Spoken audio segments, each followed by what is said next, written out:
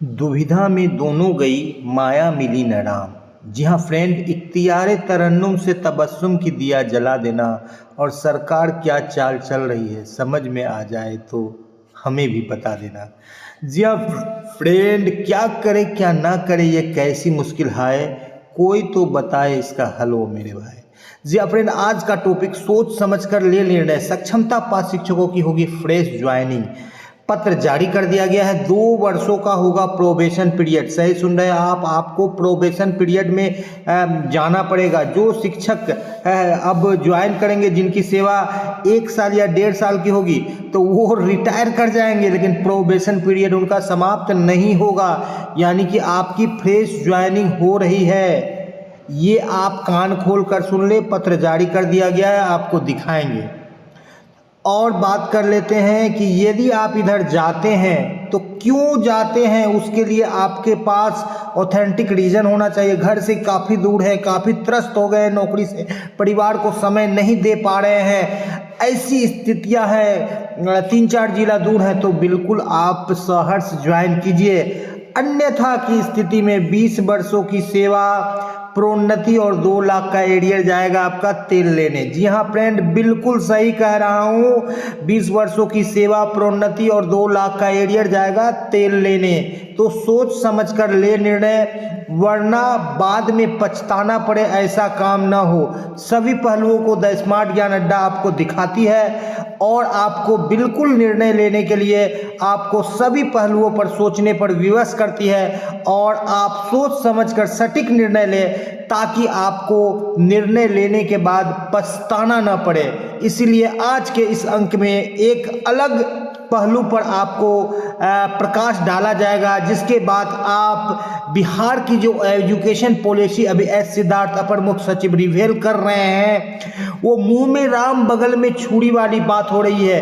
कह तो रहे हैं सब अच्छा लग रहा है, आज जो अवकाश तालिका जारी हुई वो भी आपको अच्छा लग रहा होगा, राज्यकर्मी का दर्जा मिल रहा है वो भी अच्छा लग रहा होगा, लेकिन उसके पीछे की जो काली सच्चाई है, क्या चीज़ खोना पड़ रहा है कुछ पाने के लिए, उस चीज़ को जान लेना बिल्कुल ज़रूरी है। अन्यथा की स्थिति में आपको पछताने के सिवा कुछ नहीं मिलेगा। एक ओर तो सक्षमता परीक्षा को हाई कोर्ट ने भी वैलिड करार दिया गया है, लेकिन दूसरी ओर सरकार आपको इस सक्षमता, इस राज्यकर्मी के आड़ में, इस सहायक शिक्षक के आड़ में प्रोन्नति और 2 लाख का एरियर आपका खा रही है, समाप्त कर रही है, जो कि सरकार, कहीं ना कहीं सरकार की जीत है, आपकी जीत नहीं है।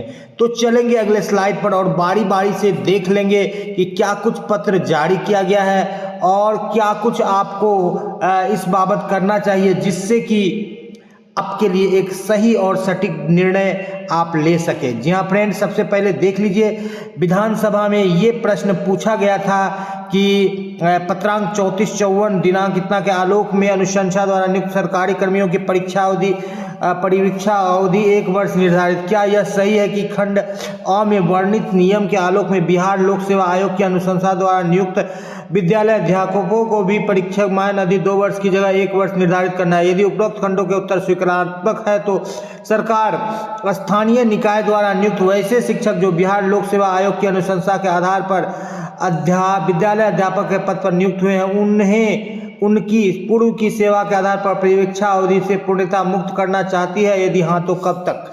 यानी कि जो लोग आए हैं उनके लिए बिहार लोक सेवा आयोग द्वारा विद्यालय अध्यापकों की नियुक्ति बिहार राज्य विद्यालय अध्यापक नियुक्ति स्थानांतरण अनुशासनिक कार्रवाई एवं सेवा शर्त नियमावली 2023 के तहत किया गया। नियमावली 2023 के तहत विद्यालय अध्यापकों को 2 वर्षों की परीक्षा अवधि के परिप्रेक्ष्य में स्थानीय निकाय में द्वारा नियुक्त में से वैसे शिक्षक जो विद्यालय अध्यापक के पद पर नियुक्त हुए को परीक्षा अवधि से मुक्त करने हेतु कोई भी प्रस्ताव सरकार के पास विचाराधीन नहीं है। यानी कि आप विद्यालय में अध्यापक के पद पर बीपीएससी से ज्वाइन कर रहे हैं या विशिष्ट शिक्षक के लिए ज्वाइन कर रहे हैं, आपको 2 वर्षों की प्रोबेशन पीरियड से गुजरना होगा। आपको किसी तरह की कोई छूट नहीं मिलेगी। पूर्व में भी आप यदि आप नियोजित शिक्षक थे और टीआरई 1-2 में गए तो वहाँ भी नहीं मिली, और आप अब विशिष्ट शिक्षक बनेंगे, जिसको कि शिक्षा मंत्री ने भी आपको बिल्कुल कान फाड़ करके सुना दिया है कि आपको सेवा निरंतरता का लाभ नहीं मिलेगा। सेवा निरंतरता को खो करके 10 साल, 15 साल, 20 साल की सेवा को खो करके यदि आप सेवा निरंतरता को खो करके यदि आप विशिष्ट शिक्षक बनना चाहते हैं तो बिल्कुल आप बन सकते हैं। अन्यथा की स्थिति में ये जो विशिष्ट शिक्षक बनने वाला सरकार का षड्यंत्र है, आप उससे कन्नी काट लीजिए, किनारे हो जाइए, क्योंकि आपके पास जो दूसरा विकल्प, जो दूसरा रास्ता बच रहा है वो रास्ता है डबल प्रोन्नति का। बेसिक ग्रेड से स्नातक ग्रेड और स्नातक ग्रेड से प्रधानाध्यापक ग्रेड। कुछ जिलों में प्रोन्नति हुआ है, 59,157 की सैलरी होगी।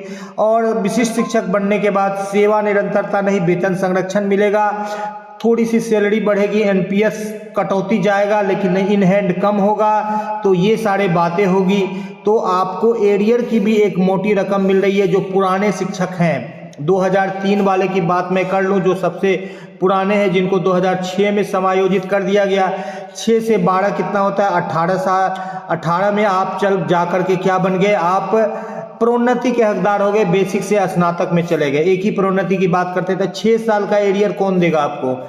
6 साल में 72 महीने होते हैं, और 72 महीने में यदि आपको 2700 से लेकर 3400 तक का आपका एरियर बनेगा, औसतन 3000 ही मान लेते हैं, तो 72 गुना 3 कीजिए। यहाँ पर देख लेते हैं कितना होता है। 72 गुना 3 कीजिए, 3 दूने 6 और 7 या 21, 216, 2,16,000 के आसपास आपका जो है प्रोन्नति का जो है आपका एरियर बनेगा, जिसे आप कोर्ट में केस करके आपको जब प्रोन्नति देने का सरकार ने ये दिया, तो एरियर का भी आप बिल्कुल ही केस जीतेंगे। 1 से 2 तारीख में आप जीत जाएंगे।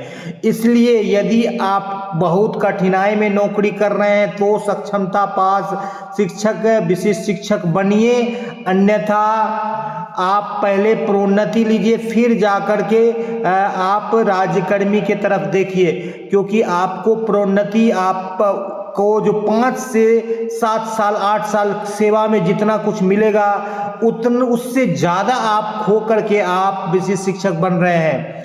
2,16,000 रुपये जो है आपको मान लीजिए 1,000-2,000 बढ़ा हुआ मिलेगा, या 5-6,000 एनपीएस में ज़्यादा मिलेगा। इस हिसाब से आप देखेंगे तो क्या होगा कि आपको उतनी राशि प्राप्त करने में कितना समय लगेगा?